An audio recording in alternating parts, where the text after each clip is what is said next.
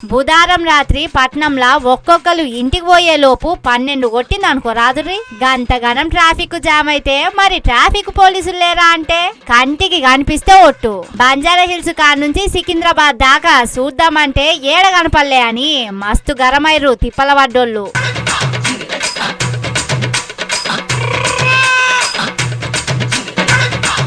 పాపం గీ అన్న చూడు, వారాసిగూడలా ఓ ఇంట్లో ముసలోళ్ళు పిల్లలు వరదల మునిగిపోతుంటే గీ అన్ననే ధైర్యం చేసిపోయి వాళ్ళని బయటికి తీసుకొచ్చిండట.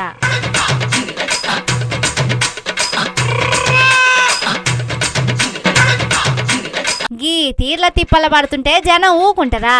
అమీర్పేటలున్న గాయత్రి నగరోళ్ళు సర్కార్ను పొట్టు అరుచుకున్నారు. వరద నీళ్ళ దాడిసి ఖరాబైన వస్తువు పోటువలు పట్టుకొని నిరసన తెలిపిర్రు.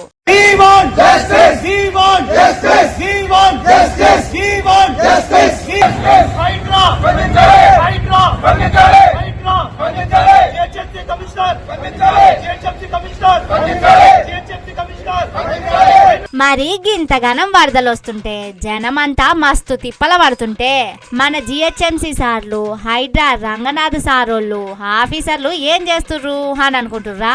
ఏ గవర్నమెంట్ అయినా వస్తే కడుపులో పెట్టుకొని జీతాలు పెంచడానికి ట్రై చేస్తారు. ఈ గవర్నమెంట్ ఏందో మరి ఆనాటి రోజులు అన్నాడు తెస్తా అన్నాడు అని పాట ఉన్నది కదా, అదే పాట ఇప్పుడు ఇక్కడ సీన్ క్రియేట్ చేస్తున్నారు. పాపం వాళ్ళ గోస ఇట్లనే ఉన్నదుల్లా. పాపం 6 నెలల నుంచి వాళ్ళకు జీతాలు ఇస్తలేరట.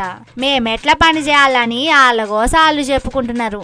అప్పు తెచ్చి జీతాలు ఇద్దామన్నా మన రేవంతన్ సారును చెప్పుల దొంగను చూసినట్టే చూస్తుర్రట. పాపం ఆయన కూడా ఏం చేస్తాడు చెప్పుర్రి. అందుకే ఇవన్నీ ఎందుకని నేను ఆనదేవుణ్ణి బతిలాడుకుంటున్నా, నువ్వు ఎప్పుడు పడితే అప్పుడు రాకు, జరా మా మీద దయ ఉంచు అని.